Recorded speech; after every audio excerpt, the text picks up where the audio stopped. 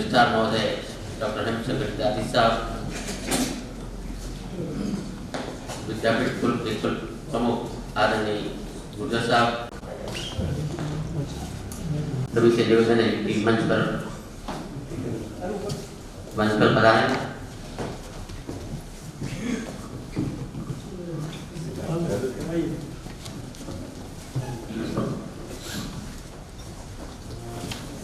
कबीरराव मोहन सिंह स्मृति राष्ट्रीय व्याख्यानमाला कार्यक्रम में पधारे सभी महानुभाव का स्वागत, वंदन, अभिनंदन। जीवनरूपतमं देवीं सरस्वतीं व्यासं ततो जयमुदीरयेत्।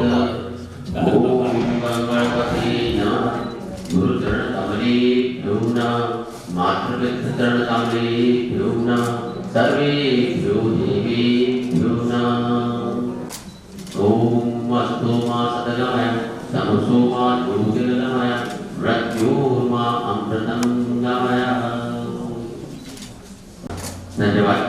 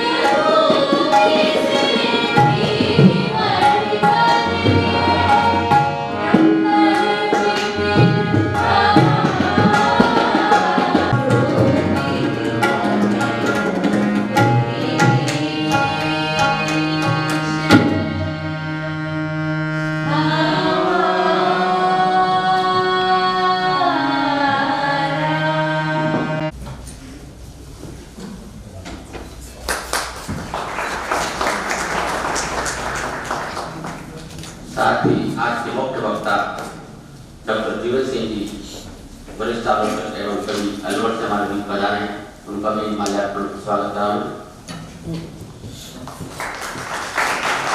साथ ही विद्यापीठ के कुल प्रमुख श्री भगवराज गुर्जर साहब का भी माल्यार्पण स्वागत है।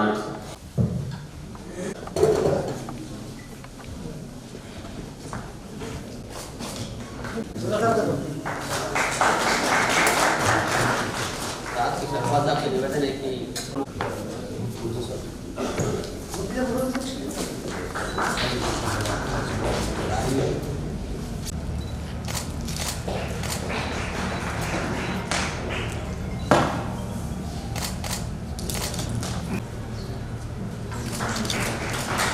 अगली कड़ी में मैं कबीराम मोहन सिंह पीठ के अध्यक्ष डॉक्टर गुरु सिंह जी राव साहब से निवेदन करता हूँ कि हमारे पीठ श्री सुरेश जी शर्मा साहब पधारे।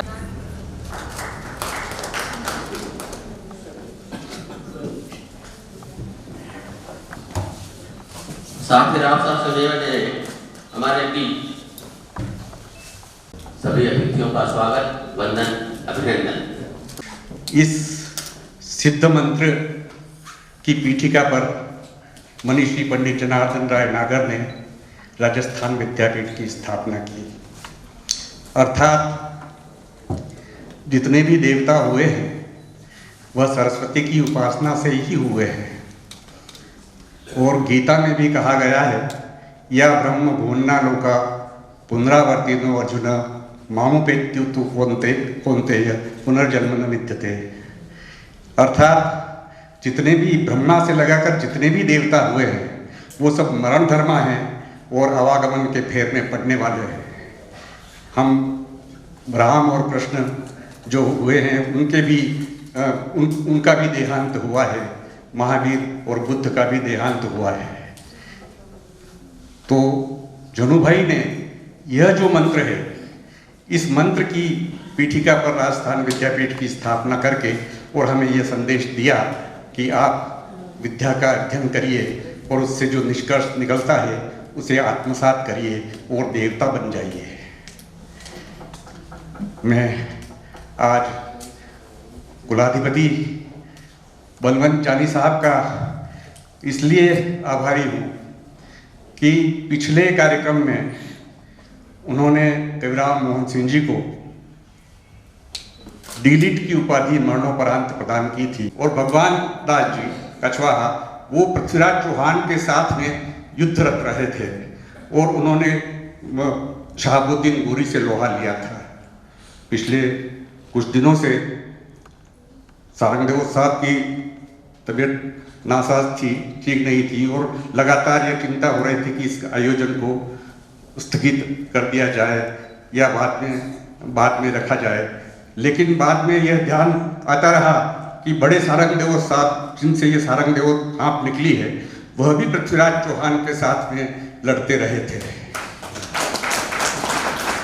कबीराम मोहन सिंह जी एक ऐसे संपादक हुए हैं, उन्होंने प्रामाणिक संपादन किया पृथ्वीराज दासों का और एकमात्र प्रामाणिक ग्रंथ राजस्थान विद्यापीठ का पृथ्वीराज दासों माना जाता है कि हिंदी को राष्ट्रभाषा के पद पर प्रतिष्ठित करना है। उस समय में जनु भाई हिंदी को राष्ट्रभाषा के पद पर प्रतिष्ठित करने के लिए लगे हुए थे और ये हिंदी भाषा का आदि महाकाव्य कहलाता है। इस पद पर महाराणा बैठे भूपाल सिंह जी, इस पद पर महापंडित राहुल सांकृत्यायन बैठे, इस पद पर मन्ना रायन जैसे विभूति बैठे, महाराजा कर्ण सिंह बैठे। उन सभी को आज हम आप में नहीं देख रहे हैं। आशीर्वचन करने वाले मुख्य अतिथि प्रोफेसर बलवंत एस जानी कुलाधिपति महोदय, इस मंच पर उपस्थित पूर्व अध्यक्ष संगीत नाटक अकादमी डॉक्टर रमेश बोराना साहब, श्री BL गुर्जर साहब जो कुल प्रमुख हैं इस विश्वविद्यालय के, और डॉक्टर वसुंधरा मिश्र जो कोलकाता से पधारी हैं, वरिष्ठ साहित्यकार हैं, डॉक्टर श्री सुरेश शर्मा जिन्होंने गीत समय को प्रकाशित किया है, नीलकमल पब्लिकेशंस हैदराबाद से आप पधारे हैं, और हमारे भाई बड़े भाई श्री कृष्ण दाधीच वरिष्ठ साहित्यकार और कवि आप जानते हैं, उदयपुर वासी हैं, और कुल सचिव डॉक्टर हेम शंकर दाधीच साहब, मेरे सामने उपस्थित सभी दर्शक, श्रोता, अतिथिगण, समाज चेता जो आप उपस्थित हैं, भाइयों और बहनों, मैं सभी को का अभिवादन करता हूं। और सबसे पहले मैं याद करता हूं जन्नू भाई जनार्दन राय नागर को, जिन्होंने ये पौधा लगाया। आज होते तो वो कितने प्रसन्न होते। वो स्वयं संस्कृति पुरुष थे। ये विषय जो हमने रखा है, इसके पीछे मुख्य केंद्र में संस्कृति है। समाज और साहित्य दोनों संस्कृति के चारों तरफ चक्कर लगाते हैं। संस्कृति सूर्य की तरह है और ये पृथ्वी और चंद्रमा की तरह हैं जो सूर्य का चक्कर लगाते हैं। इस विषय के केंद्र में संस्कृति है, क्योंकि मनुष्य संस्कृति का निर्माण करता है और सभ्यता का निर्माण करता है। हालांकि इस समय वो केवल सभ्यता की तरफ उस पर ज्यादा बल दे रहा है और संस्कृति उसने छोड़ दी है। वो संस्कृति पर कम ध्यान देता है, सभ्यता पर ज्यादा ध्यान देने में लगा हुआ है। जो बार बार राजनीति के शब्दों में आती है, विकास कर रहे हैं, हम विकास कर रहे हैं, वो विकास सभ्यता का विकास है, संस्कृति का विकास नहीं है। इसलिए आप देख लीजिए, समाज में साहित्य और कलाएं, परिष्कृत कलाएं मैं कह रहा हूं, वो सबसे निचले स्तर पर है इस समय पूरी दुनिया में। पूरी दुनिया का जो साहित्य है उसमें मास कल्चर ने कब्जा कर लिया है। मास कल्चर ने, लोकप्रिय संस्कृति ने कब्जा कर लिया है, पॉपुलर कल्चर ने कब्जा कर लिया है। और एक जमाने की जो मानवतावादी संस्कृति हुआ करती थी, मनुष्य को संस्कार देती थी, मनुष्य का रूपांतरण करती थी और मनुष्य को मनुष्य बनाती थी, उस संस्कृति पर दुनिया में कहीं भी ज्यादा बल नहीं है। मैं इस अवसर पर यह बात केंद्र में रखकर अपने वक्तव्य में कहूंगा। इस अवसर पर मैं यहाँ कविराज मोहन सिंह का स्मरण करता हूँ, उनकी स्मृति को प्रणाम करता हूँ कि जिन्होंने अपने अथक परिश्रम से 40 सालों में पृथ्वीराज रासो जैसे महाकाव्य का संपादन किया, जिसके संबंध में बहुत से विवाद प्रचलित हैं कि वो ऐतिहासिक नहीं है, जाली ग्रंथ है। आचार्य रामचंद्र शुक्ल ने उसको एक जाली ग्रंथ ठहराया, लेकिन आदिकाल में ही जगह दी। कहा तो ये बाद का लिखा हुआ है, क्योंकि इसमें जो तिथियां हैं, इसमें जो घटनाएं हैं, वो कपोल कल्पित अधिक हैं। मैं इस अवसर पर उदयपुर में हूं, इसलिए मेरे जो मित्र यहाँ साथी और बुजुर्ग रहे, उनका भी मैं स्मरण करता हूं जो इस दुनिया में नहीं है।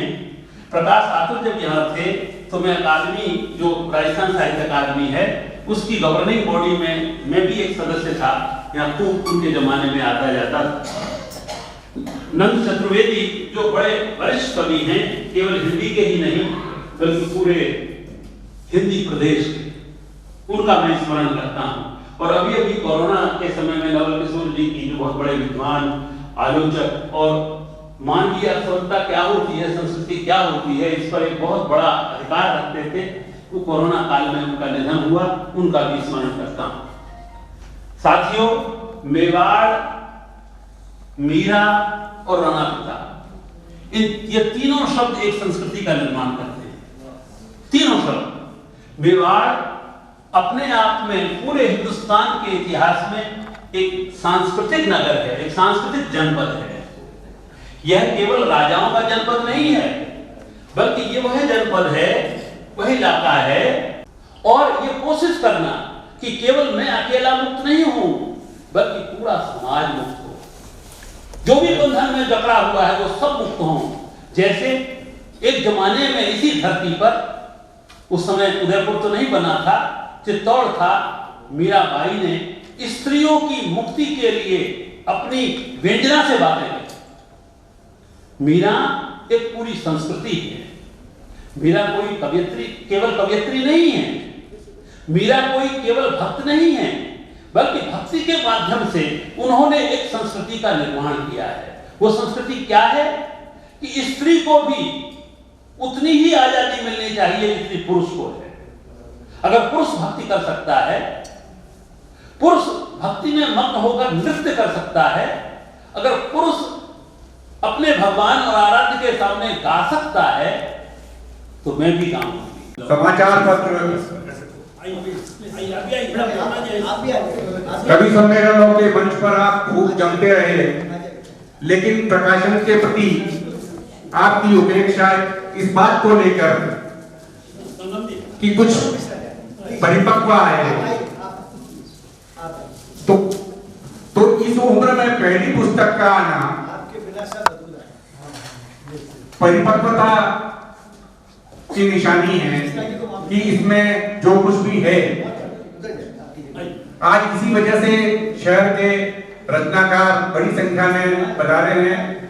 डॉक्टर संगम मिश्रा जी, ज्योतिपुंज जी और जितने भी साथीगण, कवि आजाद शत्रु और जितने भी कवि मित्र यहाँ पे पधारे हैं, वो केवल इसलिए कि किशन जी अब का लेखन अब निरंतर प्रकाशित होता रहेगा। डॉक्टर वसुंधरा मिश्र बंगाल में, कलकत्ता में हिंदी भाषा के प्रचार प्रसार में लगी हुई हैं। वहाँ शांति निकेतन में आप प्रोफेसर रही हैं और अभी भी वहाँ हिंदी में हिंदी पढ़ाती हैं। आप भोला शंकर व्यास के परिवार से हैं, जिनका की जनुभाई से घनिष्ठ नाता रहा है। सुधीजनों, श्रोताओं और सभी को मेरा प्रणाम।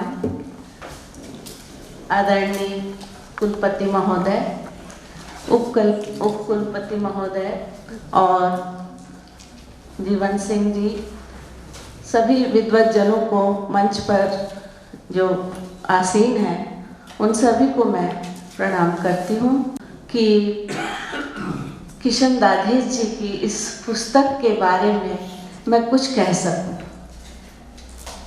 किशन दाधीच जी इतने सरल हैं कि उन्होंने मुझे बताया ही नहीं कि उनकी किताब का लोकार्पण होने वाला है। वो बस यही कहते रहे कि जीवन सिंह जी आएंगे, जीवन सिंह का व्याख्यान सुनेंगे हम लोग, और वो बहुत अच्छा करते। मैं पहली बार सुनी इनका, तो मुझे तो बहुत ही अच्छा लगा।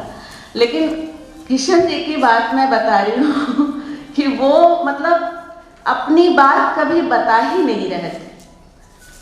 लेकिन मेरा सौभाग्य रहा कि पुस्तक मुझे मिली सुरेश शर्मा भाई साहब से, और वो पुस्तक मैंने पढ़ी तो मुझे लगा कि इसमें मैं कुछ लिख सकती हूँ, और मुझे बड़ी छू गई। जैसा अभी कहा कि 75 साल में इनकी एक पुस्तक आई है, तो ये हमारे राजस्थान का ही नहीं पूरे देश का सम्मान है कि किशन दाधीच ने अपना गेज नहीं बदला है, वो उसी गेज पे चल रहे हैं। डॉक्टर संगम मिश्र सर यहाँ बैठे हैं, सेंट्रल अकादमी संस्थान उदयपुर में चेयरमैन है। उनका कहना है कि स्वांतः सुखाय जीने वाले किशन दाधीच उनके प्रिय कवि हैं, उनको सुनना अच्छा लगता है। महाकवि सूर्यमल्ल मिश्रण के प्रति उनकी कविता तुम सती के आचमन की ये पंक्तियाँ, आंधियों को स्वर दिया अभियान गीतों का तुम्ही ने, बिजलियों के पांव बांधे सृजन के घुंघरू तुम्ही ने, तुम प्रणय के चिर क्षणों में अर्चना की एक घड़ी हो। तो कवि जो है वो धरती पर निसहाय लोगों के लिए गीत गाता है। उसका गीत जनयुद्ध है, वह स्वयं इसका साक्षी है।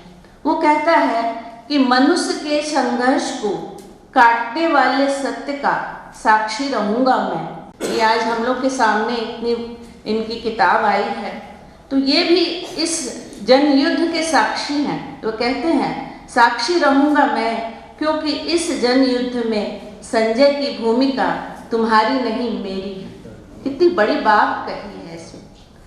कवि भारत की धरती पर होने वाले मनुष्य और मानवता के संबंधों और उनके संघर्षों के साक्षी हैं। इतने लंबे समय को कवि ने स्वयं से साझा किया है। अज्ञे ने मानवीय व्यक्तित्व की व्याख्या में भाषा को अनिवार्य तत्व माना है। वे भाषा को माध्यम नहीं अनुभूति मानते हैं। अच्छी भाषा वे उसे ही मानते हैं जो भाषा और अनुभूति के अद्वैत को स्थापित करे। कवि किशन की भाषा में अनुभूति का जबरदस्त बंधन है। कवि उस दौर से भी गुजरे हैं जब नई कविता और वामपंथी धारा की कविताएं भी परिवर्तन की प्रक्रिया में थीं, और जनवादी कविताओं में जनजीवन की विभिन्न परिस्थितियों और विषयों को शब्दबद्ध किया जा रहा था। वर्ग संघर्ष, वर्ग हितों की पड़ताल, चरित्रलोचन, व्यवस्था का पर्दाफाश और व्यापक तौर पर समाजवादी यथार्थवादी दृष्टि से जन संघर्ष की वास्तविक अवस्थाओं और प्रक्रियाओं से जुड़ी संरचनाएं आ रही थीं। उसके नैसर्गिक स्वभाव का एक महत्वपूर्ण अंग है जो हर युग में मनुष्य को सींचता रहता है।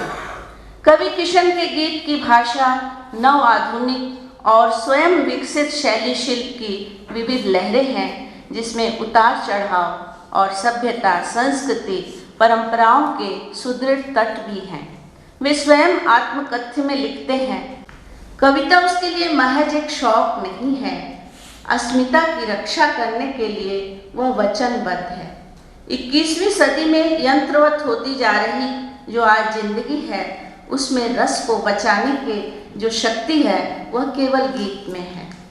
रचना के प्रति प्रतिबद्ध कवि अपनी 40 कविताओं के संग्रह गीत समय में सभी युवा गीतकारों और कवियों को संदेश भी देते हैं, क्योंकि उनका मानना है कि आज भी हमारी लड़ाई जारी है। गीत समय का कवि मूलतः प्रगतिशील विचारों से अनुप्रेरित है।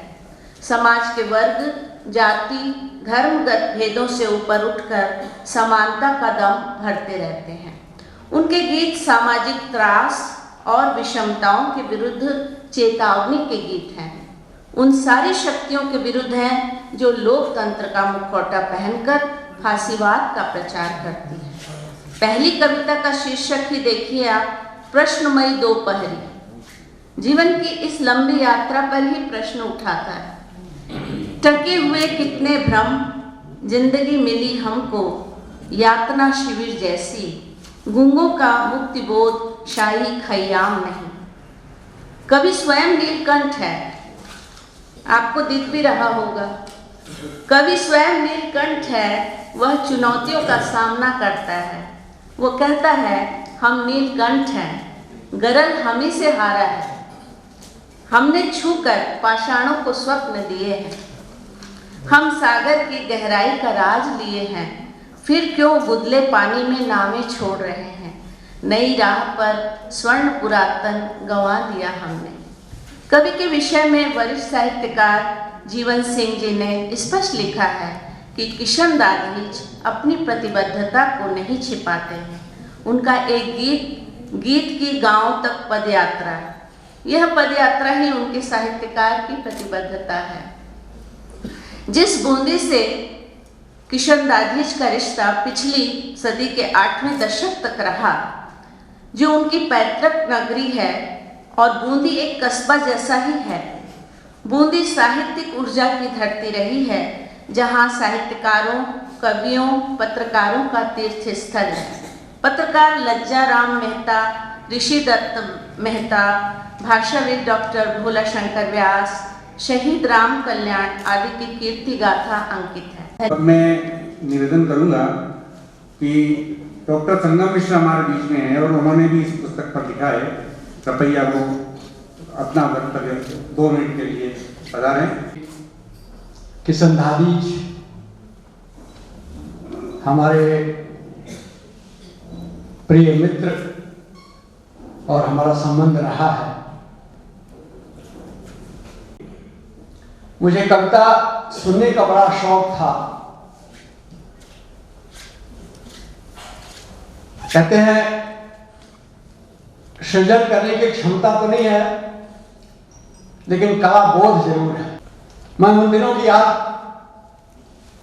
को याद करता हूं जब सरदारपुरा वाले हमारे संस्थान में कृष्ण कुमार सौरभ भारती जी, पंडित विश्वेश्वर शर्मा जी, किशन दाधीच जी, डॉक्टर महेंद्र भानावत जी और कभी कभी नंद बाबू भी आ जाया करते थे, और कई सारे युवा कवि। उस समय कवि गोष्ठियां होती थी, आनंद आता था और मुझे सुनने में मजा आता था। शायद नहीं खिला है कोई अब तक सुमन कनेर में, इसीलिए आवाज लगाई तुमने इतनी देर में। आज भी मुझे वो पंक्तियां याद हैं उनकी। और ये गीतकार बहुत अच्छे, गीत गाते बहुत अच्छे। जब गाते थे तो इतनी तन्मयता के साथ, बहुत ही सहज सरल और सेल्फ सेंटर्ड व्यक्ति हैं ये। मैंने इनको अक्सर छेड़ता रहता था, कहता रहता था।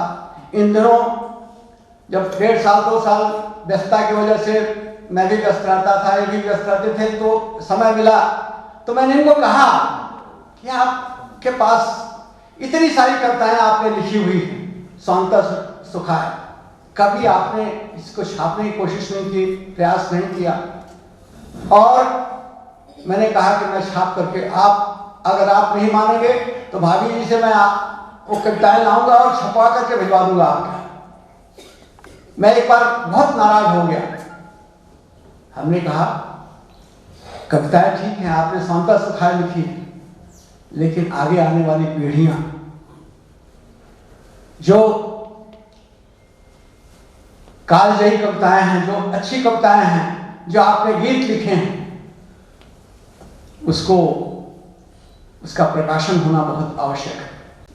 अब मैं राजस्थान के सांस्कृतिक राजदूत माने जाने वाले डॉक्टर रमेश बोराना जी से निवेदन करूंगा कि वो पधारे और अपना वक्तव्य दें। वीसी साहब, कुलाधिपति महोदय, गुजर साहब, जीवन सिंह जी, वसुंधरा जी, श्री सुरेश वर्मा जी और मैं वीर और विद्वत धरती को नमन करता हूं।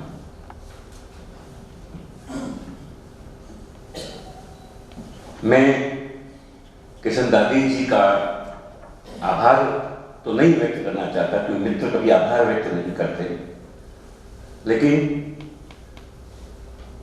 बड़ी इच्छा थी कि किशन दादी जी का ये संग्रह छपे। उदयपुर और मेवाड़ की धरती को अपने कर्णप्रिय गीतों से, अपनी संवेदना युक्त कविता से गौरव प्रदान करवाया हो, और उस व्यक्ति का अनायास ही एक ग्रंथ गीत समय, मेरे ख्याल से उन्होंने तो नहीं छपाया ये, जो मैं जानता हूं कि वो किस तरह के व्यक्ति हैं, लेकिन जब लेखक कोई चीज लिख देता है तो फिर वो उसकी थाती नहीं होती है, वो समाज की थाती होती है। तो ये समाज का आग्रह था, समाज की पूंजी है जो समाज तक जाए। अभी कहा गया कि स्वांत सुखाय, मैं नहीं मानता। कोई भी लेखक स्वांत सुखाय लिखता ही नहीं है, लिखता ही नहीं है। हाँ, वो खुद आनंद के भाव जरूर लेता है, लेकिन लिखने के लिए उसे समाज ही प्रेरित करता है, स्थितियां प्रेरित करती है उसे। वो क्यों लिखे? वो लेखनी का स्वर, वो शब्द की सृजना क्यों है? ये पान की दुकान खोल सकते थे, क्यों साहित्य लिखना पड़ा इनको? मैं क्यों ड्रामा करता हूं? मैं कोई और काम कर सकता था। लेकिन ये एक्सप्रेशन ऑफ वर्ड्स जो है, जो अभिव्यक्त करना है, ये समाज की पीड़ा और स्थितियों का चित्रण करना होता है। आज बहुत ही बेहतरीन विषय रखा, और मेरी बड़ी इच्छा थी कि मैं इस महान प्रतिष्ठान, जिसके बारे में बड़ा किशन जी समय समय पर बताते रहते थे, जनार्दन राय नागर विद्यापीठ के बारे में, मेरी इच्छा थी कि मैं इसके प्रांगण में आऊं। तो ये मौका मुझे किशन जी ने दिया कि मैं वीसी साहब के, कुलाधिपति महोदय के और आप सभी लोगों के दर्शन कर पाया। अभी जब मैं अंदर आया तो फैकल्टीज के अलग बोर्ड देख रहा था मैं, और मुझे जो इनर डिसिप्लिन जो यहाँ नजर आया, वो ऐसी यूनिवर्सिटीज में और कॉलेजों में मिलता नहीं है। तो अभी सरसरी दृष्टि से जो देखा, और इस तरह की साहित्यिक गोष्ठियां आयोजित करना किसी विश्वविद्यालय पे, क्योंकि वो औपचारिकताएं भर होती है, लेकिन जीवंत गोष्ठी देख रहा हूं मैं आपके तत्वावधान में यहाँ पर, जो समाज साहित्य और संस्कृति, इस विषय को लेकर यही चुनौती हमारे सामने है। आज समाज कहां है? कि समाज की हम कल्पना करें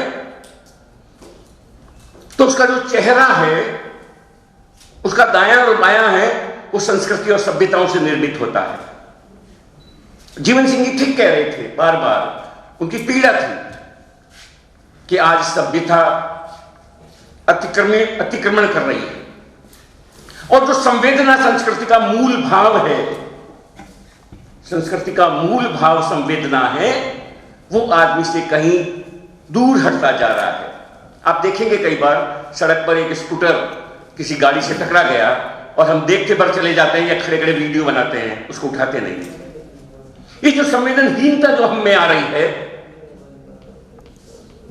या धर्म के बारे में हम जानते ही नहीं और धर्म की बात करना शुरू कर देते हैं हम लोग, ये हमारी मानसिकता के साथ कुछ खेला खेला जा रहा है। और यहाँ उपस्थित सभी साहित्यकार, सभी को मैं प्रणाम करता हूँ। मैं अपने आप को भाग्यशाली और अपना सौभाग्य मानता हूँ कि इस झील की नगरी उदयपुर में मुझे आने का सौभाग्य प्राप्त हुआ है। इसका श्रेय मैं कर्नल प्रोफेसर सहानिधि जी को, विशेषकर संगम मिश्रा जी को, उग्रसेन जी को और किशन दादी जी को देता हूँ, जिन्होंने गीत समय ये पुस्तक प्रकाशन करने का सौभाग्य प्राप्त किया है। अभी रमेश गुरानी जी कह रहे थे इंफॉर्मेशन टेक्नोलॉजी के बारे में। आज का युग कंप्यूटर इरा कहते हैं, जहाँ नॉलेज और टेक्नोलॉजी का विस्फोट, एक्सप्लोजन। तुलसीदास जी ने कहा है, बड़े भाग मनुष्य तन पावा। बड़े भाग्य से ये तन हमको मिलता है, और हर व्यक्ति कोई उद्देश्य जीवन में होता है इस पृथ्वी पे आने का, और हर व्यक्ति अपना अपना एक क्षेत्र चुनता है। कोई डॉक्टर बनता है, कोई प्रोफेसर बनता है, कोई क्रांतिकारी कविता लिखता है। अवेकनिंग द जीनियस, जो प्रतिभा जो व्यक्ति में छुपी है उसको उभारने का, एज ए पब्लिशर। पब्लिशिंग ऐसा नहीं है कि किसी ने किताब दिया और हमने छाप दिया। ये बिल्कुल एक क्रिएटिव फील्ड है, सृजनात्मक जिसे कहते हैं हम। तो ये माँ सरस्वती की कृपा है कि इस क्षेत्र में हमें मौका मिला है, और नीलकमल प्रकाशन से हमने अभी तक 1000 पुस्तकें छापी है, विशेषकर शिक्षा क्षेत्र में। क्योंकि हमारा मानना है कि शिक्षा एक ऐसा है जो देश की प्रगति और उन्नति में काफ़ी योगदान रखता है। और आपको पता है शिक्षा का स्तर आजकल कहाँ जा रहा है। एक प्रयास हम कर रहे हैं कि शिक्षा के माध्यम से देश, समाज सारा एक ऐसे उस पे उच्च स्तर पे, उसके जो जीवन काल है काफ़ी अनुभूति, काफ़ी ज्ञान, काफ़ी वो संचय करता है, और वो समाज तक नहीं पहुंचाता। और जो भी उन्होंने ज्ञान अर्जित किया है वो सील पीस सीधा वहीं चला जाता है जिसका उन्होंने उल्लेख किया। तो हमारा सौभाग्य है कि किशन जी ने जो भी लिखा है, और रमेश गुरानी जी कहा है कि ये प्रॉपर्टी समाज की है, आपकी नहीं है। किशन जी, आपसे पुनः आग्रह है कि जो भी आपने कृति की है, क्योंकि अगर आप छुपा के रखते हो तो मतलब समाज के लिए आप एक अन्याय कर रहे हो। जो आप में जो क्रांतिकारी भावना है, जो आप समाज को संदेश देना चाहते हो, पुस्तक एक ऐसा माध्यम है जिसके माध्यम से आप सभी तक पहुंचा सकते हो। और आपको मैं वर्ल्ड बुक फेयर शुरू हो रहा है 6 जनवरी को दिल्ली में, आप सभी को आमंत्रण करता हूं। उसका मैं एक वन ऑफ द ऑर्गेनाइजर हूं, और वहाँ हमारे काफ़ी ऑर्गेनाइजेशन है, जैसा कि Indo German chamber of commerce. इसमें हम लोग काफ़ी पब्लिशिंग के बारे में, ऑथर्स के बारे में, क्रिएटिव के बारे में काफ़ी सेमिनार्स वगैरह करते हैं। और Capexil organisation, ministry of commerce and industries, इसमें मेरा भी कुछ योगदान है। और आज ये मौका इस पावन धरती, इस वीर भूमि में मुझे अवसर मिला है, इसके लिए मैं जनार्दन राय नागरिक राष्ट्रीय विद्यापीठ एवं किशन दादी जी और सभी लोगों का मैं धन्यवाद करता हूँ। धन्यवाद, आभार। अब मैं किशन जी से निवेदन करूंगा कि वो अपना प्रतिसाद दें और कम से कम एक गीत अवश्य सुनाएं। Colonel professor SS. सारिन साहब,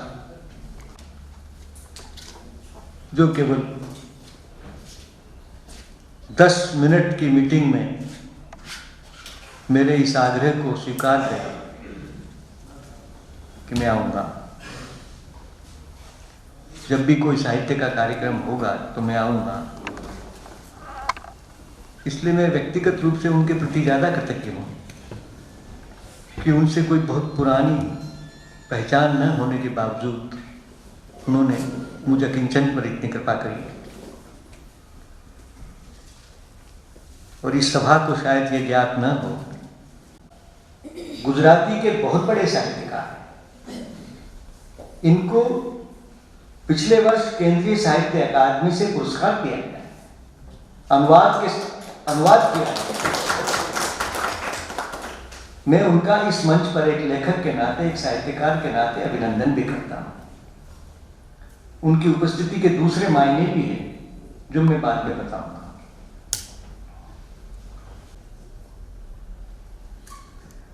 हमने मिलके बहुत उछल कूद की, चर्चा बनाई, राजस्थान कला साहित्य संगम बनाया, युवा साहित्यकार परिषद बनाई, यानी क्या क्या किया है राजस्थान में। वे कला जगत के बड़ा नाम है,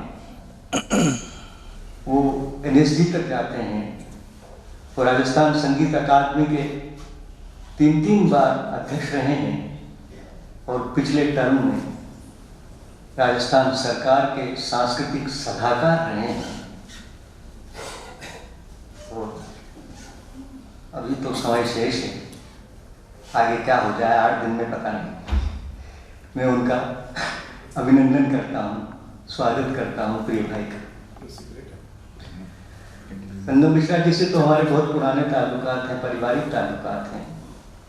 वो कई बार भावनाओं में बोलते हैं, भावनाओं का एक आवेग, तो मुझे देखते ही और मैं उन्हें देखते ही न जाने कैसा क्या हो जाता है मेरे। लेकिन वो आए। मैंने सारिन देव साहब को कहा था कि आज शायद बहुत सारे लोग ऐसे आएंगे जो कई जगह कम देखे जाते हैं। गुजर साहब, मेरे प्रिय अनुज दादी साहब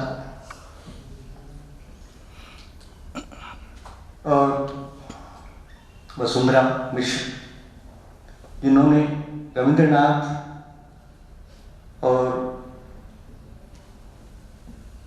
माँ श्वेता देवी और अनेक साहित्यकारों का जो बंगला से हिंदी में अनुवाद किया, वो बड़ी लेखिका है बंगाल की। हिंदी में उनका बड़ा काम है। और मुख्य बात यह है कि वो एक ऐसे घराने से आती हैं जो शास्त्र का घराना है, जो व्याकरण का घराना है, जो साहित्य और संस्कृति के प्रबोधन का घराना है। मैं उनका व्यक्तिगत रूप से बहुत आदर और अभिनंदन करता हूँ कि वो आई यहाँ, कलकत्ता से चल के आई, इसी कार्यक्रम के लिए आई और लिखा भी किताब पर।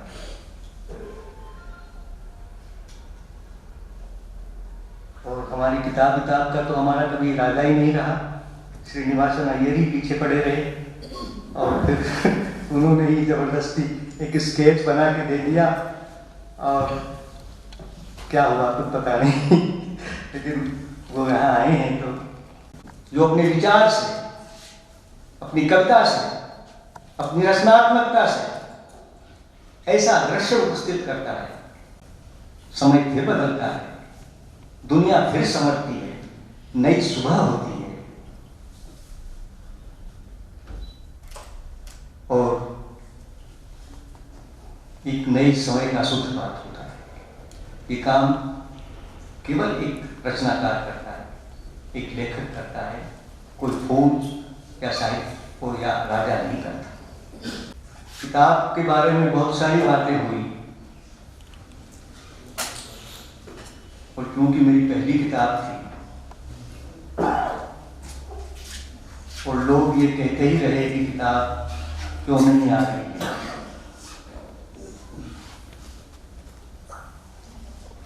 तो मैंने एक पेज तो केवल इस पर ही लिखा।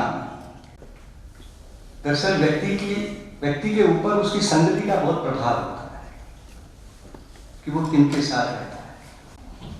बहुत कुछ है, मैं इसका एक आखिरी पैरा पढ़ता हूं और फिर आगे बात। मेरी संगति जिन कवि मित्रों की रही,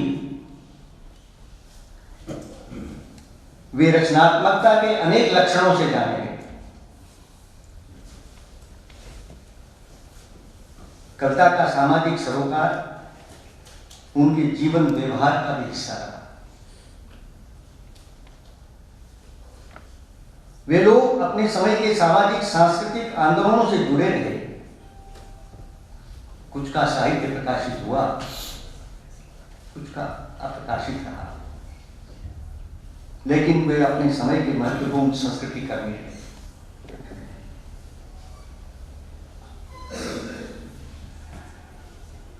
किताब इस दौर में बाजार के सर्वाधिक निकट है।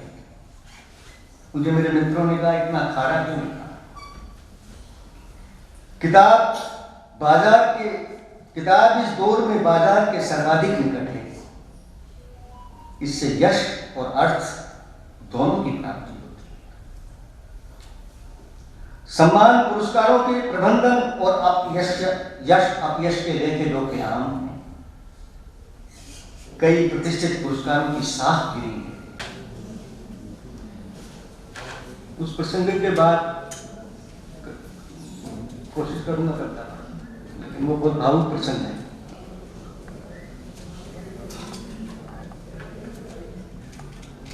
उन्नीस सौ 85 के आसपास पूरे देश में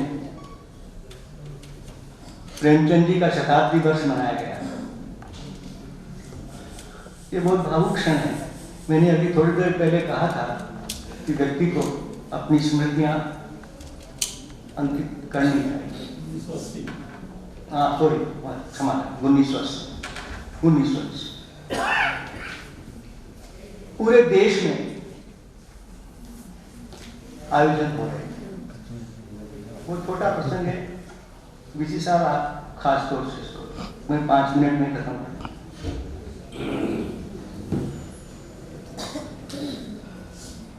वो पूरे देश में आयोजन हो रहे थे। विद्यापीठ तो विश्वविद्यालय था नहीं।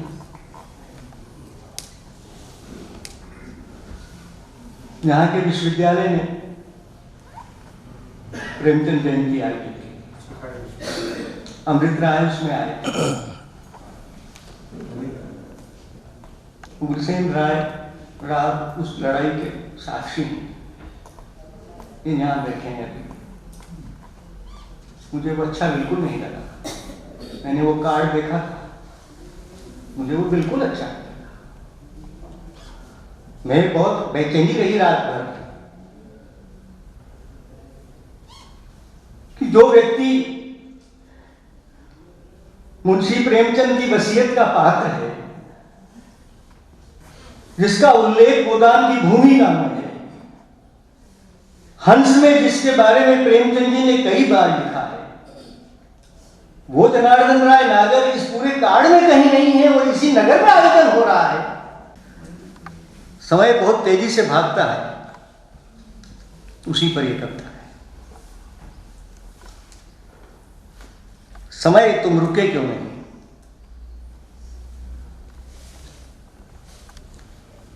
तुम नहीं जानते, तुम्हारे चले जाने के बाद इस रिक्ताभास में मैंने हिनहिनाते घोड़ों की टापें सुनी। ग्रीष्म ऋतु में कोलतार की तरह पिघलने लगी है श्रम की ऋचाएं। वो शब्द अपनी समस्त ऊर्जा के बावजूद शीत में जमने लगा है। ऋतुओं का ये एकाएक स्थिर हो जाना और तुम्हारा साक्षी नहीं रहना,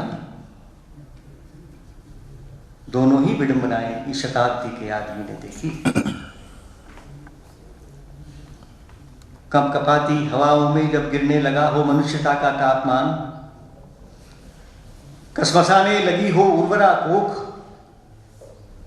और सृजन कूड़े में पड़ी हुई किसी अवैध संतान की तरह अपनी पहचान तलाशता, जब सामयिक होती हो बाढ़ और असामयिक होती हो मृत्यु, मनुष्य के इतिहास हो जाने के लिए तुम्हारी साक्षी का महत्व होता है।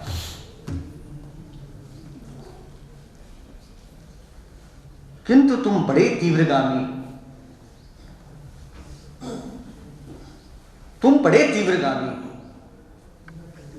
पीछे छोड़ गए हो संदेह की नदी, अनिश्चय के पुल, लांती हुई असहाय दोपहरी, फड़फड़ाती धूप, हवा और विकलांग दिनचर्या। तुमने नहीं देखी सूखे तटों की तड़पती मछलियां, सूर्यमुखी फूलों पर गिरती हुई बिजलियां और चौरास्तों को पार करती भूख। समय तुम बड़े तीव्रगामी। तुम तो महाभारत से एक प्रसंग उठाया है और कविता को खत्म कर रहा हूं। तुम तो बलवान उत्तमौजा की तरह अभिमन्यु की लंबी भुजाओं का बल लिए युद्ध के सारथी रहे हो। तुमने देखी है सूर्यास्त के पूर्व की विजय और राज तिलक की संध्याएं, प्रथा पुत्र के अपने ही वंशधरों की विरुद्ध दिए गए ज्ञापन को भी।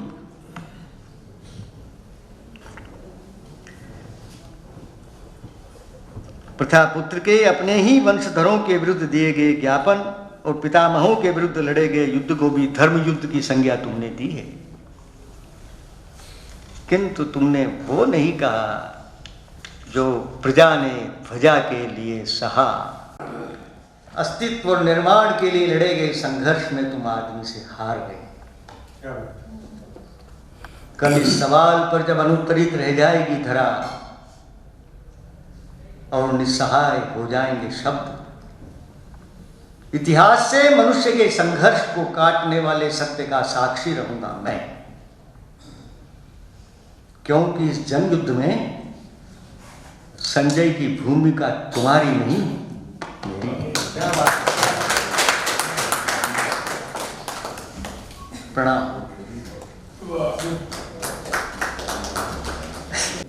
आकाशवाणी ने एक कवि गोष्ठी आयोजित की थी और उसमें हर कवि को यह कह दिया गया कि आप भिक्षा वृद्धि के विरोध में कोई कविता लिख के लाइए। तो भारत सरकार का वो उपक्रम था। तो गोष्ठी में मैं था, आनंद जी थे और उस गोष्ठी में जनू भाई भी थे।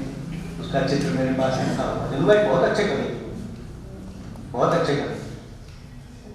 उसका फोटो भी मेरे पास रखा। उस गोष्ठी में हम सब थे। तो जनू भाई ने भी एक कविता लिखी थी, नंदी ने भी लिखी। तुम्हें वक्त के जादूगर ने, मायावी शोषक अजगर ने,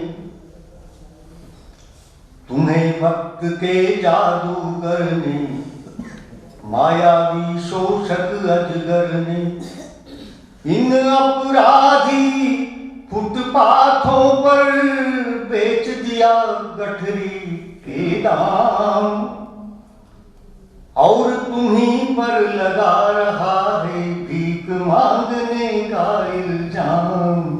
तुम्हें वक्त के जादूगर ने, मायावी शोषक अजगर ने, इन अपराधी फुटपाथों पर बेच दिया गठरी के दाम, और तुम्हीं पर लगा रहा है भीख मांगने का इल्जाम। तुम्हें वक्त के जादूगर ने, मायावी शोषक अजगर ने। जनू भाई को बहुत पसंद आई थी। भिक्षावृत्ति एक शब्द है ना, उस भिक्षावृत्ति शब्द पर कहने की कोशिश की है। यह तो कोई वृत्ति नहीं है, ये केवल मजबूरी है। ये तो कोई वृत्ति नहीं है, ये केवल मजबूरी है। कुछ नन्ही आँखों में टूटे हुए सपन की दूरी है। ये तो कोई वृत्ति नहीं है, ये केवल मजबूरी है। कुछ नन्ही आँखों में टूटे हुए सपन की दूरी है। ये तो कोई वृत्ति नहीं है, ये केवल मजबूरी है। कुछ नन्ही आँखों में टूटे हुए सपन की दूरी है। ये उन्मूलन उन प्रश्नों का जो हमने ही बोए हैं। उनका है क्या दोष जमीन पर ओढ़ चांदनी सोए हैं। नंगे पांव ठुमकती जाती नन्हे एक तारे की पाती। नंगे पांव ठुमकती जाती नन्हे एक तारे की पाती। नर्म हथेली पर उतरा दिन, नर्म हथेली पर उतरा दिन। लेने कुछ दाता के नाम और तुम्हीं पर लगा रहा है भीख मांगने का इल्जाम। तुम्हें वक्त के जादूगर नहीं, माया शोषक अजगर नहीं। इन अपराधी फुटपाथों पर बेच दिया कटरी के दाम और तुम्हीं पर लगा रहा है भीख मांगने का इल्जाम। तुम्हें वक्त के। और एक कवि को सरकार को होता है, वो क्या कर सकता है? उसके हाथ में क्या है? जनू भाई इस गीत के इस अंतिम चरण को ही बार बार सुनते हैं। मैं क्या कर सकता हूं? सरकार तो हूं नहीं। भिखारी मतदाता सूची में नहीं होता, उसका नाम मतदाता सूची में नहीं होता। मुझे पता है तुम्हें व्यक्ति की परिभाषा में नहीं लिया है। मुझे पता है तुम्हें व्यक्ति की परिभाषा में नहीं लिया है। तुम्हें वक्त की हर कोशिश ने एक तमाशा बना दिया है। तुम्हें वक्त की हर कोशिश ने, तुमने जितने अश्क पिए हैं उतने गीत सुनाऊंगा। मुझे पता है तुम्हें व्यक्ति की परिभाषा में नहीं दिया है। तुम्हें वक्त की हर कोशिश ने, तुमने जितने अश्क पिए हैं उतने गीत सुनाऊंगा। तुम इन प्रश्नों के जवाब हो, तुम फुटपाथों के गुलाब हो। तुम इन प्रश्नों के जवाब हो, तुम फुटपाथों के गुलाब हो। तुम्हें लौटना होगा आखिर भिक्षा की चौखट से राम और तुम्हीं पर लगा रहा है भीख मांगने का इल्जाम। तुम्हें वक्त से जादूगर। आभार किशन जी। अब मैं कुल प्रमुख जी से निवेदन करूंगा कि वे पधारें। और इस प्रकार के आयोजन पहले कुल ही किया करता था, विश्वविद्यालय बाद में बना, और अब दोनों सम्मिलित रूप से ये आयोजन कर रहे हैं। इसके लिए बहुत बहुत आभार। आप पधारें।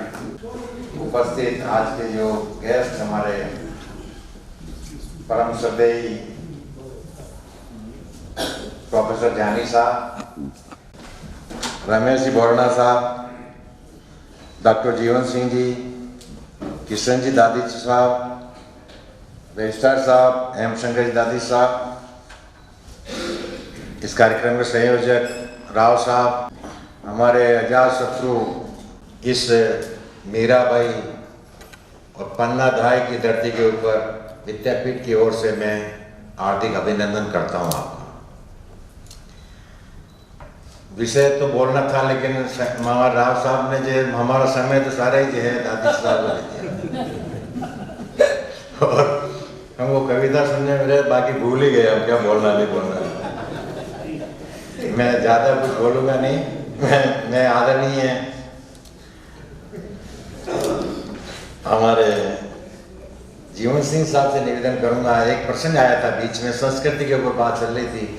मैं सर्वप्रथम दादी साहब को शुभकामनाएं देता हूं कि आपके इस ऐसे आपकी जो कृति का जो विमोचन जो आज हुआ है, जैसे आज हुआ ऐसे विमोचन नहीं होता, बड़ा औपचारिक होता है, बहुत गंभीर हुआ, बहुत गंभीर हुआ है और ऐसे साहित्यकारों के सानिध्य में हुआ है, उसके लिए भी आप बधाई के पात्र हैं।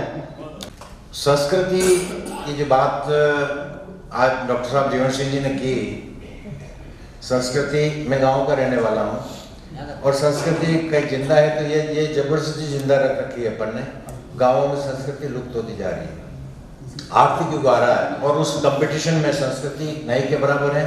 अपन चाहे कुछ भी कहें, आप जो है ये हिंदू मुस्लिम सिख ईसाई इनकी संस्कृति लेके चलो, इससे जोड़ रखा है धर्म के नाम पे, वो कुछ नहीं है। हिंदुओं में जो संस्कृति कहाँ फेल हो रही है, आज थोड़ी कुछ जिंदा है, गाँव में है, लेकिन कई टुकड़ों में बंट गई, कई भागों में बंट गई संस्कृति, जो उसको जो है संभाल नहीं पा रहे हैं या उसकी पूरी पालना नहीं हो पा रही। मैं प्रधानपति रहा हूँ, सरपंच रहा हूँ और सरपंच पति हूँ अभी।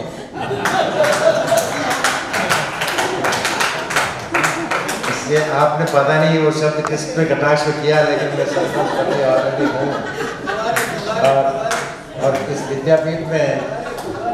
विद्यापीठ में ग्रामीण क्षेत्र में ये 46वां वर्ष है मुझे काम करते हुए, और हम रूरल में काम कर रहे हैं जनुभाई के सानिध्य में। तो जो गाँव में जो पोजीशन है वो आर्थिक युग आ गया है, ये है। अब आप ये उस संस्कृति के ऊपर से जिंदा रहना चाहते हो, नहीं है। संस्कृति के लिए आपको साहित्यकारों को और कवियों को उसको जिंदा रखने के लिए आपको त्याग करना होगा और आपको गाँवों तक पहुँचना होगा।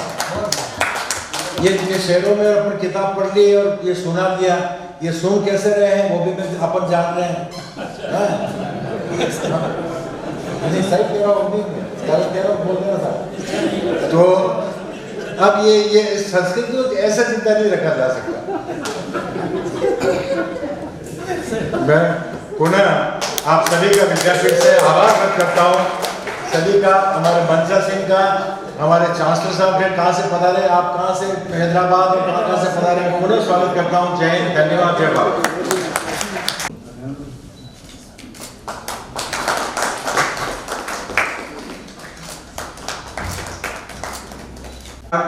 जीवन सिंह जी को स्मृति चिन्ह प्रदान करें।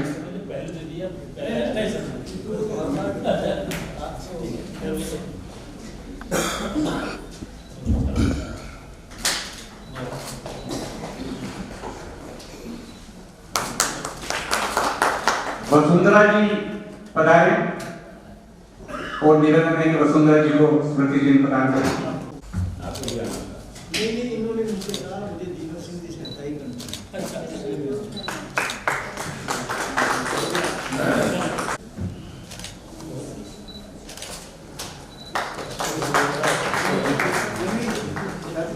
सुरेश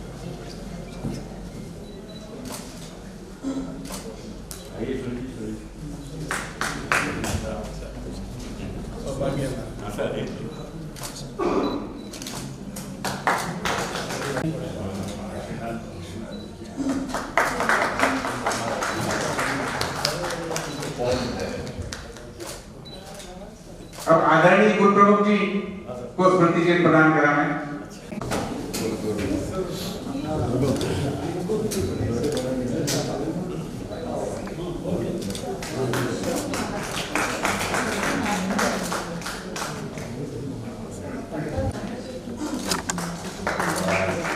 और मैं मंचा सिंह अतिथियों से निवेदन करूंगा कि इस पूरे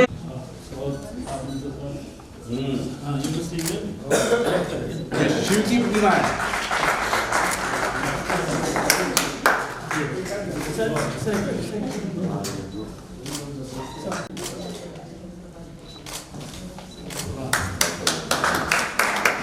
वर्तमान परिप्रेक्ष्य में बहुत ही अच्छा है संस्कृति, समाज और साहित्य, और साथ ही आज एक ऐसी पुस्तक का लोकार्पण हुआ जो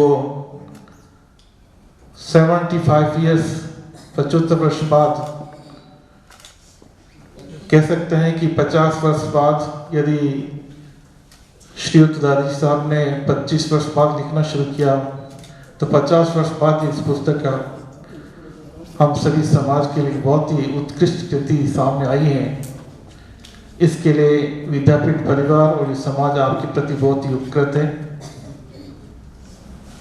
आज के हमारे मुख्य अतिथि इस समारोह के परम आदरणीय प्रोफेसर बलवंत राय जानी साहब, जो हमारे इस विश्वविद्यालय के कुलाधिपति हैं, लेकिन साथ ही श्री हरि सिंह गौड़ सागर सेंट्रल यूनिवर्सिटी के भी कुलाधिपति हैं। और आपके बारे में जितना कहें उतना कम है। अभी वर्तमान में जो राष्ट्रीय स्तर पर जो शिक्षा के नवाचार हो रहे हैं, उसमें हर जगह आप अपना बहुत ही अमूल्य अवदान दे रहे हैं। हमारे लिए बहुत ही सौभाग्य की बात है कि आप समय निकालकर केवल इसी प्रोग्राम के लिए पधारे हैं। साथ ही हमारे कुल के प्रमुख माननीय बीएल गुजर साहब, जिनका भी संस्था के प्रति बहुत ही आपका 46 ईयर से अपना कंट्रीब्यूशन करते आ रहे हैं, उसी का सुफल है कि हम आज एक आगे के पायदान पे हैं। श्रीमान किशन जी दाजी साहब का झनू भाई के समय से ही आपका बहुत ही संस्था के प्रति लगाव रहा है। आप वरिष्ठ साहित्यकार, कवि और बहुत ही समाजसेवी हैं। मेरे प्रति व्यक्तिगत रूप से आपका बहुत ही एक ऐसा आशीर्वाद है जिसे मैं भूल नहीं सकता हूँ। हमारे बीच आज के इस पूरे समारोह में जो हमारे विषय निष्ठात और इस पे पूरी अपनी प्रमुख वक्ता के रूप में जो उद्बोधन दिया जीवन सिंह जी साहब, आप वरिष्ठ आलोचक, कवि, समीक्षक, साहित्यकार, और जब तक हम याद करते हैं आप अलवर से पधारते हैं, आपको इस सर्दी में बहुत सी तकलीफ होने के बावजूद भी कभी भी आपने, चूँकि ये प्रोग्राम पहले हमें गत महीने भी हो रहा था, लेकिन इसके बावजूद आप पधारे। डॉक्टर वसुंधरा मिश्र, जो वरिष्ठ साहित्यकार हैं, कोलकाता से आई हैं।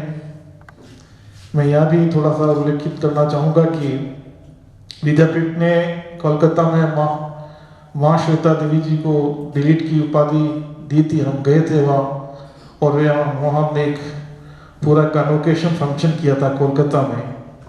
तो हमारे लिए कोलकाता यूँ भी बहुत ही यादगार हैं। कर्नल जी सेठिया साहब वहाँ हैं। इस तरह से हम सभी कोलकाता की अपनी बंगाल की बात करते हैं तो एक अलग ही बात है। डॉक्टर रमेश बोराना साहब का बहुत ही व्यक्तिगत रूप से बहुत ही आभार व्यक्त करता हूँ कि आपने पधार कर हमें बहुत ही गौरवान्वित किया है। आप एक ऐसे हस्ताक्षर हैं जो संगीत नाटक कला अकादमी में बहुत अपना हैसियत है आपकी, और हम सभी प्रदेशवासी नहीं बल्कि राष्ट्र के सभी भारतवासी आप पे बहुत ही फक्र अनुभव करते हैं। श्री सुरेश शर्मा साहब जो संचालक हैं नीलकमल पब्लिकेशंस के, हैदराबाद से हैं, लेकिन आपका जो बहुत ही सहजता और सरलता से कोई पता नहीं लगा सकता है कि आपका इतना लंबा चौड़ा कारोबार, और केवल कारोबार को कारोबार के हिसाब से नहीं करते हैं, आपकी पूरी जो साहित्यिक रचनाएं हैं उनको किस तरह से समाज के सामने लाई जाए, किस तरह से एक कवियों, किस तरह लेखक को आगे बढ़ाया जाए, ये सभी आप में गुण हैं। कभी आप इसमें अपने कमाई के लिए कोई आप ये व्यवसाय नहीं करते हैं। मेरे अग्रज और मेरे लिए बहुत ही इतना आशीर्वाद देते हैं कि मेरे पास कोई शब्द नहीं है। प्रोफेसर श्रीनिवास अय्यर साहब, जब मैं इस विश्वविद्यालय में आया था तो जो मैं रजिस्टर में साइन करा था तो पहला जो मुझे आशीर्वाद मिला 87 में, वो आशीर्वाद अय्यर साहब से मिला था। बहुत ही सरल और हमें कोई संस्कृति की झलक देखनी है तो आपकी संस्कृति की बहुत बड़ी झलक है और बहुत ही झलक है। हमारे कविया आजाद शत्रु सिंह जी बहुत ही युवा, बहुत ही टैलेंटेड, हमारे इस बहुत ही मेवाड़ के एक छोटे से क्षेत्र से हैं, लेकिन आपका नाम देश विदेशों तक है। मेरे ख्याल से जो कवि सम्मेलन होता है, भारत के कोई ऐसे कवि सम्मेलन नहीं होंगे या ऐसे कोई कवि नहीं होगा जो आपको नहीं जानता हो। थोड़ा सा बीमार था और इस प्रोग्राम को इस तरह से होना बहुत बड़ा थोड़ा सा लग रहा था कैसा होगा, लेकिन मेरी एब्सेंस में पूरी तन्मयता के साथ उग्रसेन राव साहब ने इस पूरे प्रोग्राम को भतीजी पूरा याद किया, उसका बहुत आभार है। आप कविराम मोहन सिंह स्मृति व्याख्यानमाला के साथ ही हमारे साहित्य संस्था में से बहुत सी साहित्य जो अप्रकाशित हैं उसको प्रकाशित करने में अपना पूरा दम लगा रखा है और ऐसी बहुत सी कृतियां सामने ही हैं। और साथ ही में आज की इस अद्भुत कार्यक्रम के लिए मैं मंचासी अतिथियों को बताना चाहूँगा, थोड़ी सी क्योंकि समय होगा मैं थोड़ी मजाकी बात भी कर लूँ कि हमारे क्या है कि जब ऐसे कोई साहित्य के प्रोग्राम होते हैं तो हमारा पूरा एक ऐसी गैदरिंग है कि आज तो मेरे ख्याल से करीब 3 घंटे हुए, लेकिन आप 6 घंटे भी बैठा दें तो हिलेंगे नहीं। तो ये क्या है वास्तव में, और आपने सभी को देखा होगा जिन वक्ताओं ने अपनी बात कही, हमारे बैठे हुए सभी श्रोताओं ने उनके साथ समाहित हुए। तो वही स्थिति आज हमारे जो इतने मूर्धन्य साहित्यकार हैं विराजमान हैं, जीवन सिंह साहब से लेकर सभी ने अपनी अपनी बात को बहुत ही उम्दा तरीके से रखी और बहुत ही लाभान्वित हुए। मैं 4-5 मिनट और लूँगा क्योंकि अभी हमारे परम श्रद्धेय कुलाधिपति महोदय का जो उद्बोधन में आशीर्वाद बाकी हैं। समय की सीमा को ध्यान में रखते हुए मैं डॉक्टर जीवन सिंह जी साहब ने बहुत ही अच्छी बात कही कि जन भाई स्वयं एक समाज साहित्य और संस्कृति के पोषक और संरक्षक थे।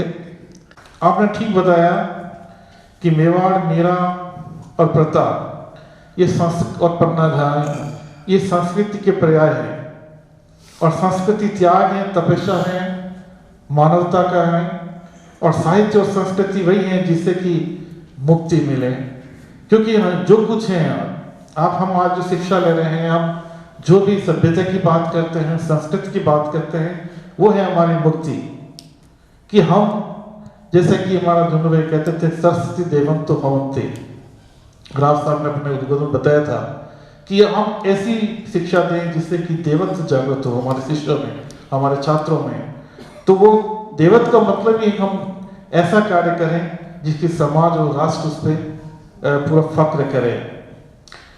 साथ ही आपने एक बताया कि समाज व राष्ट्र के विकास और उन्नति समाज के लोगों को दृष्टिकोण पर निर्भर करती है।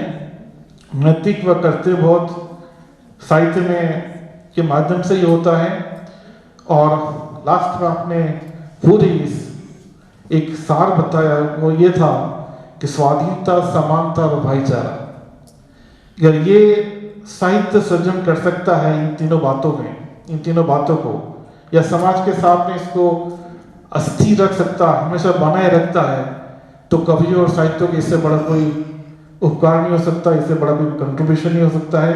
क्योंकि इन्हीं से नई संस्कृति बनती है और जिस तरह से वैश्विक युग में सांस्कृतिक चुनौतियाँ हमारे सामने हैं, उसमें हमें ये देखना होगा कि किस तरह से मर्यादा पुरुषोत्तम श्री राम और बुद्ध जो संस्कृति को आगे बढ़ाया, और उनके सबसे उनका जो मूल कारण था उसमें त्याग की भावना थी। तो आज भी हमें त्याग के माध्यम से हम आगे बढ़ सकते हैं। और साथ ही आपने बहुत अच्छी बात बताई कि यदि संस्कृति और समाज उत्थान की बात करते हैं तो उसमें संतुलन बहुत ज़रूरी है, और संतुलन पैदा ये साहित्यकार ही करते हैं। समाज में जो संतुलन है, ऊंच नीच होती है कभी, लेकिन उसको वापस गाड़ी पटरी पे आती है, वो साहित्यकार लाते हैं। तो आपका बहुत अच्छा उद्बोधन इस तरह से रहा। डॉक्टर वसुधा मिश्र, आपने बहुत ही समीक्षा में अपनी सभी पहलुओं पर विचार रखे। डॉक्टर किशन दादी साहब स्वयं पर ही एक चलते हैं, वो किसकी गैज नहीं है। यह बहुत अच्छी बात आपने बताई, और भाषा माध्यम ही नहीं बल्कि एक अनुभूति और आत्मसंतुष्टि से भी बढ़कर है। गीत संवेदना है, उसको जागृत करते हैं, गीत संवेदनाएं जागृत करते हैं, नैसर्गिकता का अनुभव हमें होता है। और गीत की बात करते हैं तो वास्तव में कह सकते हैं कि जो सत्यम शिव सुंदरम है, इनसे बढ़कर और कुछ भी नहीं है। तो गीतें हमें सभी तरह की अनुभूति करवाते हैं। कविताएं भरोसा दिलाती हैं, सांत्वना देती हैं, जिज्ञासा जागृत करती हैं। जीवन में जीवंतता लानी है तो कविताओं का होना, इस तरह से रचनाओं का होना बहुत ज़रूरी है। संगम मिश्रा साहब ने बहुत अच्छी बात बताई कि अपने संस्मरण सुनाए, और जितने भी साहित्यकार उदयपुर के थे आपने बताया कि किस तरह से इनकी बैठकें हुआ करती थी, और इस छोटे से घर को हमें साहित्यों से पूरी रचनाओं से सरोकार रखा आपने। साहित्य सृजन हुआ है तो उसका प्रकाशन होना भी चाहिए, क्योंकि वो भावी पीढ़ी के लिए बहुत ज़रूरी है। और जैसा कि हमने सभी ने सुना, आगे का एक मोटिवेशन या कह सकते हैं, क्योंकि आप मित्र हैं तो मोटिवेशन ही है हमारे दादी साहब के लिए कि इस कृति को आप पूरे जोर से सामने लाए हैं, आप यहाँ पधारे। डॉक्टर रमेश जी बोनाना साहब ने अच्छी बात कही कि लेखक की छाती समाज की एक तरह से विरासत होती है, और समाज साहित्य संस्कृति को संगोष्ठी के माध्यम से ही संरक्षित रखा जा सकता है। समाज में अज्ञानता व संवेदनशीलता को दूर करना होगा, तो इस तरह से हमें रचनात्मक सहयोग करना बहुत ज़रूरी है।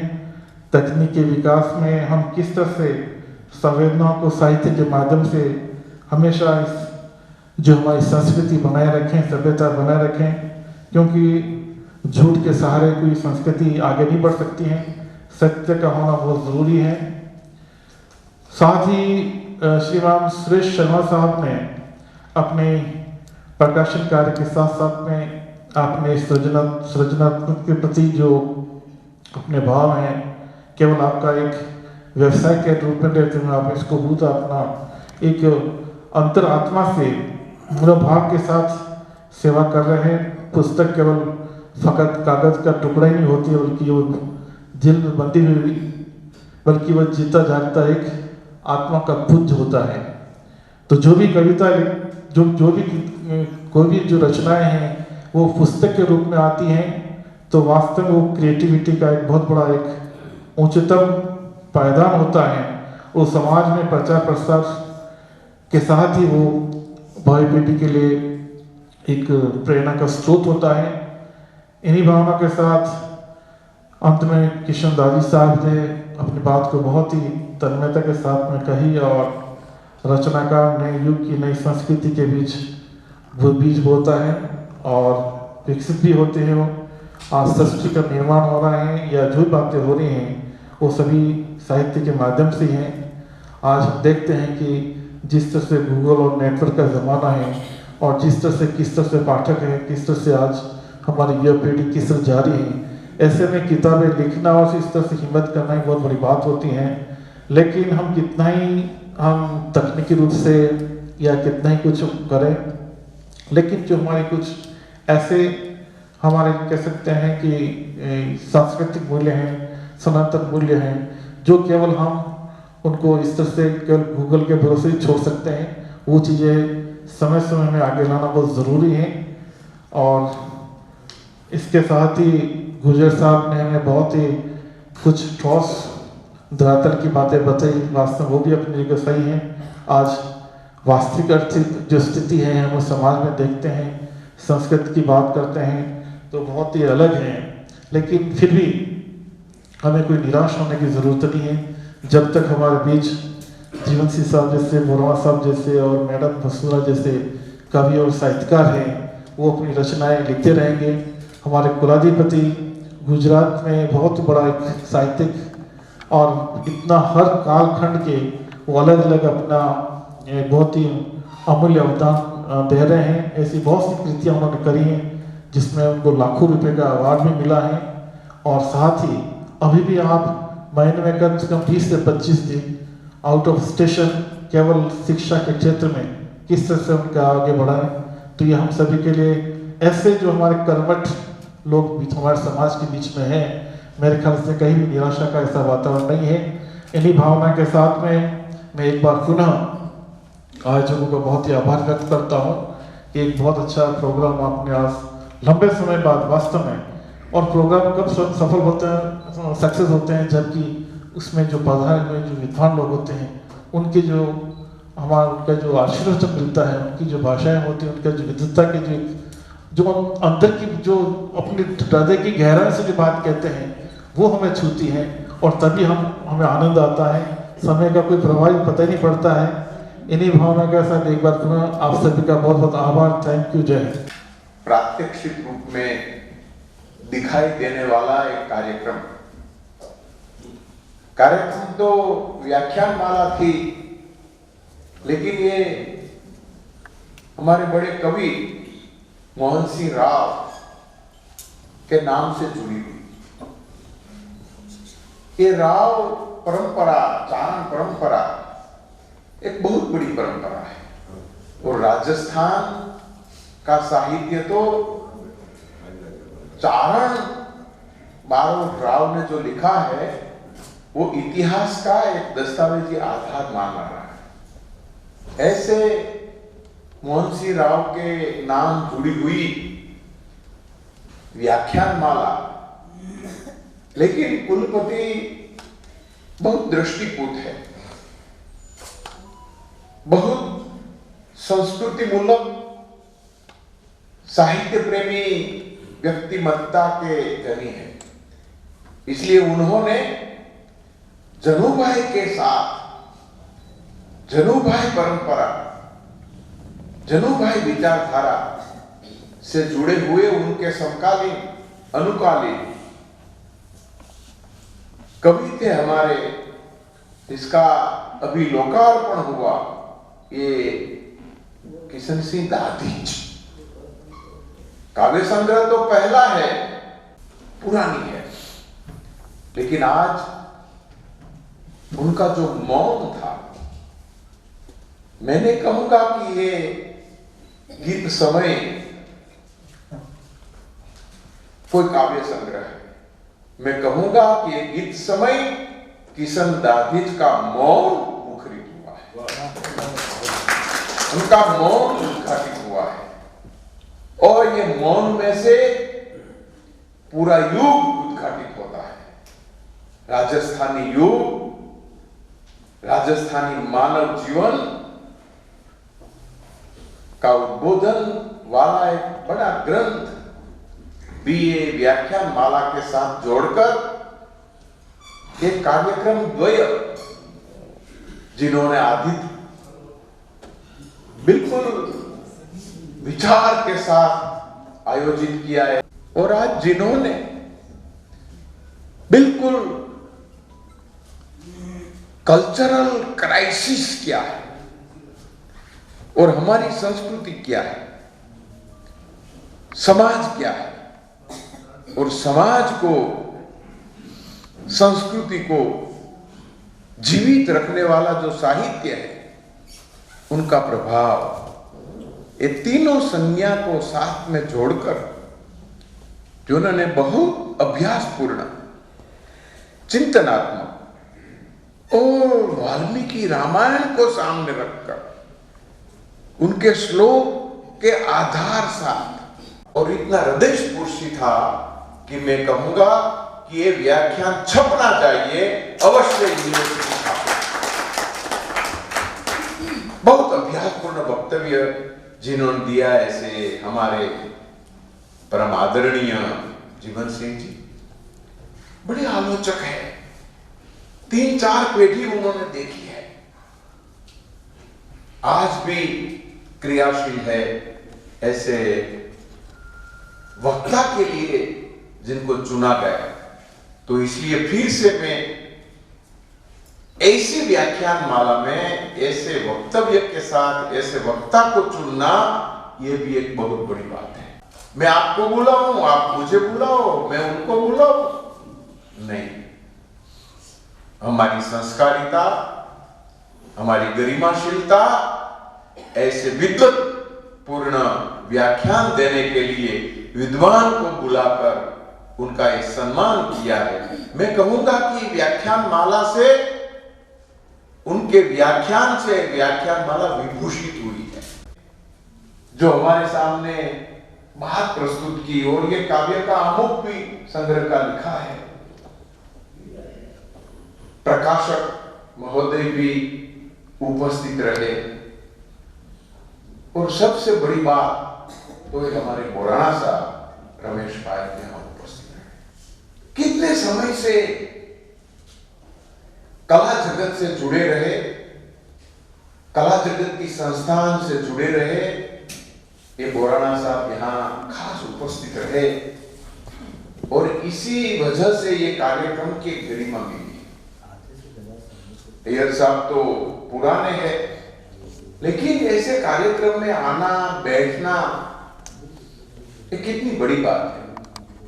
देखो ने कार्यक्रम ही कैसा है कि उनके संबोधन में ही 4 मिनट चली। आभार मनस्वी कुलाधिपति। अब मैं निवेदन करूंगा रजिस्ट्रार महोदय से कि कार्यक्रम की अध्यक्षता फरमा रहे हमारे विश्वविद्यालय के यशस्वी कुलपति माननीय कर्नल प्रोफेसर एस.एस. सारंगदेव साहब एवं विशिष्ट अतिथि श्रीमान भंवर जी गुजर साहब, कुल प्रमुख तथा श्रीमान किशन जी दादी, आप सभी के इस कार्यक्रम में पधारने पर जनार्दन राय नागर राजस्थान विद्यापीठ विश्वविद्यालय परिवार की ओर से आभार व्यक्त करता हूं। कार्यक्रम में पधारे डॉक्टर वसुंधरा जी मिश्र, वरिष्ठ साहित्यकार कोलकाता, डॉक्टर रमेश जी बोराना, पूर्व अध्यक्ष संगीत नाटक अकादमी जोधपुर, नीलकमल पब्लिकेशन हैदराबाद का भी हमें विशेष सानिध्य प्राप्त हुआ। इस हेतु आप सभी का कोटि से आभार एवं धन्यवाद।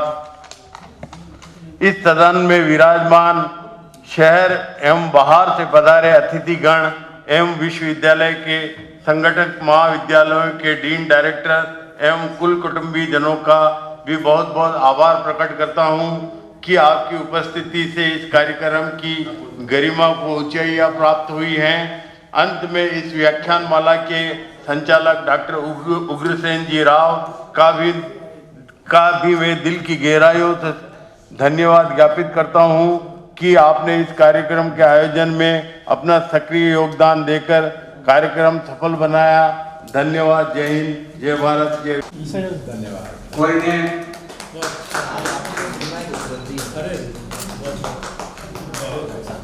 आइए साथ से निवेदन है कि बता रहे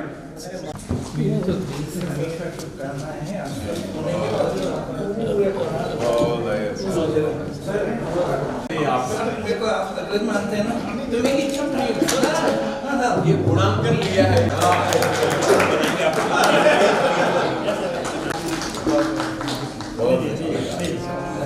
बहुत नहीं धन्यवाद।